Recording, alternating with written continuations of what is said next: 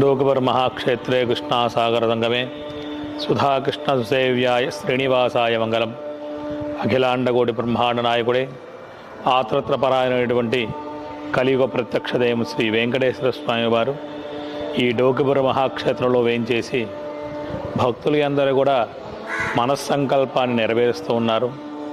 అటువంటి మనస్సంకల్పాల్లో భక్తుల యొక్క సంరక్షణార్థం జరిగేటువంటి 6 మహాయజ్ఞ హోమ కార్యక్రమాలు, అందులో రెండవది పుత్రకామేష్టి హోమ కార్యక్రమం.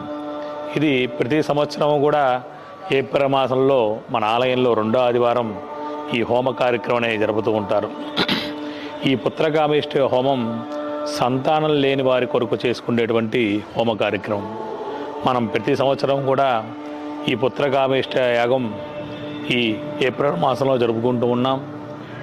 గత సంవత్సరం కానీ దాని ముందు సంవత్సరాలు కానీ ఎంతోమంది దంపతులు కూడా వచ్చి ఈ పుత్రకామేష్టి హోమ కార్యక్రమంలో పాల్గొని స్వామివారి యొక్క అనుగ్రహ చేత వారు సంతానాన్ని పొంది ఆ సంతానాన్ని నేరుగా ఆలయానికి తీసుకొని వచ్చి స్వామివారి యొక్క తులాభారంగా సమర్పణ చేసి స్వామివారి యొక్క ప్రసాదానంగా ఆ సంతానాన్ని అందరూ కూడా స్వీకరిస్తున్నారు.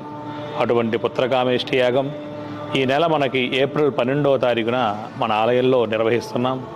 కనుక భక్తులందరూ కూడా సంతానం లేని వారు ఎవరైనా సరే దంపతులు ఉన్నట్లయితే ఏప్రిల్ 12వ తారీఖు ఉదయం 9 గంటల నుండి కూడా ఈ పుత్రకామేష్టి హోమ కార్యక్రమం నిర్వహిస్తారు.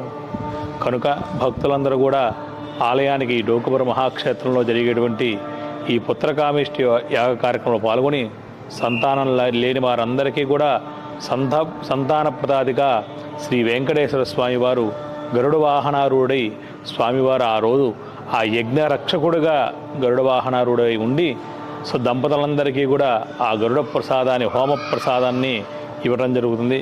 కనుక అందరూ కూడా ఈ యొక్క సంతానం లేని వారందరూ కూడా ఏప్రిల్ 12వ తారీఖు జరిగేటువంటి ఈ పుత్రకామేష్టి యాగంలో పాల్గొని స్వామివారి యొక్క అనుగ్రహ చేత సత్సంతానాన్ని పొందవలసిందిగా కోరుచున్నాం. ఓం నమో వెంకటేశాయ.